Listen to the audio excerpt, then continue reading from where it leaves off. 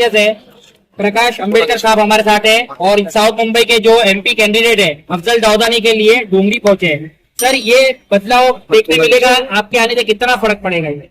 कि हमने यही कहा है कि पार्टी का जो वोट है 2 लाख वोट जो है वो 2 लाख वोट जो है अफजल दाऊदानी के खेमे में जाए। अब रहा है कि यहाँ के मुस्लिम समाज का जो वोट है वो अहम वोट है, ऐसा मैं मान के चलता हूँ।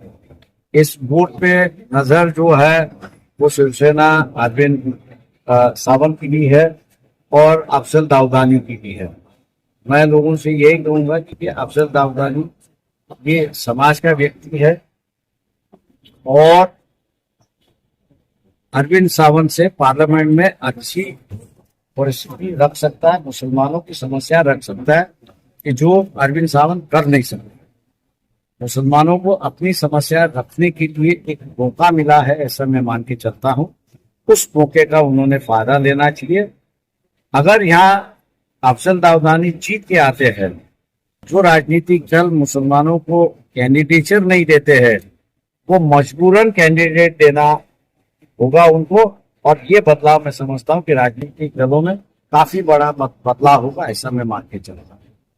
सर ये बताइए, अभी ये इंडिया अलायंस के साथ में आप पहले थे और आज अभी अकेले, मतलब इंडिया अलायंस के साथ पे जो है वो हम लोग ने जो कंडीशन रखी थी, कंडीशन नहीं कहूंगा लेकिन बात रखी थी कि हम लोग सेक्युलर वोट पर जीतेंगे और सेक्युलर वोट पर जीतने से जो है इसको आश्वासन करेंगे कि 5 साल तक हम बीजेपी के साथ में नहीं जाएंगे। आज वही मुद्दा मैं समझता हूँ मुस्लिम समाज के संगठन उठा रहे हैं और सवाल कर रहे हैं उद्धव ठाकरे शिवसेना से कि भैया आप हमारी वोट तो मुसलमानों के वोट तो मांगते हो, लेकिन क्या जीतने के बाद आप भारतीय जनता पार्टी के साथ नहीं जाओगे, इसकी गारंटी क्या है? वो लिखित गारंटी मांग रहे हैं। लेकिन जहां तक हम लोग की जानकारी है उस वक्त भी जब हम लोग ने उठाया था तो उन्होंने कहा था कि हम लोग लिखित नहीं देंगे। जो बैठक में उनकी भूमिका थी वो आज भी भूमिका दिखाई देती है, वो लिखित देने के लिए तैयार है। ऐसे परिस्थिति में मुस्लिम समाज से ऐलान करता हूं कि जो आप मांग कर रहे हो वो अगर पूरी नहीं हो रही है तो इसका मतलब यही है कि आप सिर्फ वोटों के लिए है और वोट लेने के बाद उनका संबंध जो है वो बीजेपी के साथ में होगा। ऐसे परिस्थिति में मुसलमानों ने वोट देना ये नहीं देना, ये मेरे ख्याल से सोचना चाहिए, ऐसा मैं उनसे ऐलान करता हूँ। सर एक चीज ये पूछना चाहता हूँ, अभी ये जैसे बहुत से लोग कह रहे हैं कि अफजल दाऊदानी वोट काटने के लिए खड़े, तो उनको आप क्या कहना चाहेंगे? सवाल ऐसा है कि यह मैंने जैसे कहा कि औरंगाबाद की सीट पर भी वही चर्चा हुई, लेकिन वहां पे मुस्लिम कैंडिडेट जीत गया क्योंकि पार्टी के जो वोट थे वो उस पार्टी के वोट जो है वो मुस्लिम कैंडिडेट को मिले।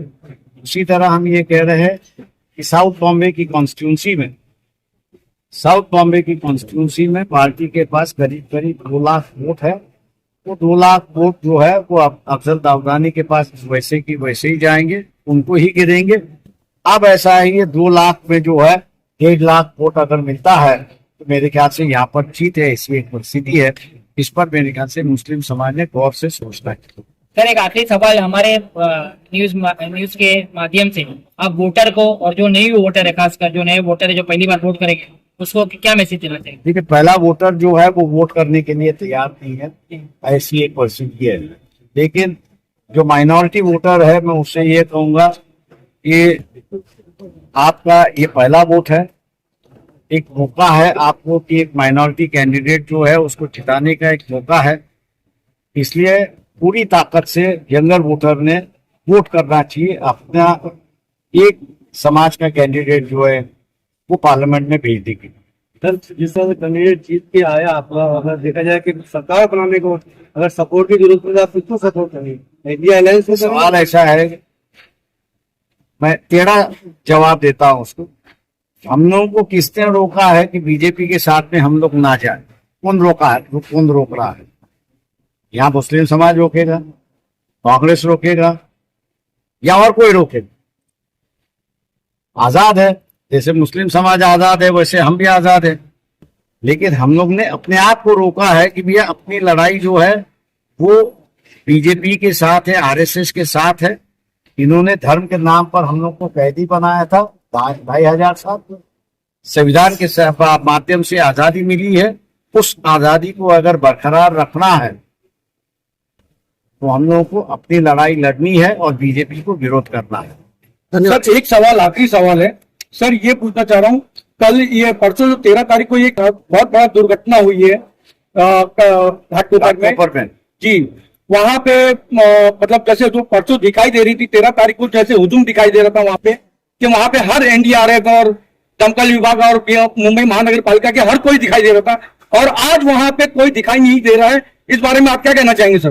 ठीक है, आज सभी जन जो है प्राइम मिनिस्टर के पीछे लगे हुए, इसलिए आपको कोई अधिकार, कल से आपको कोई अधिकारी वहां पे दिख, शाम के वक्त में वहां पर था, लेकिन अधिकारी आधे चले गए थे और वो जो उठाने का जो काम है वो मेरे ख्याल से अब तक पूरा नहीं हुआ, और उसके नीचे मेरे ख्याल से अभी लोग ऐसे में मानते हैं, बदबू आने, वहां से बदबू आ रही है। आ रही है। ठीक है, धन्यवाद सर।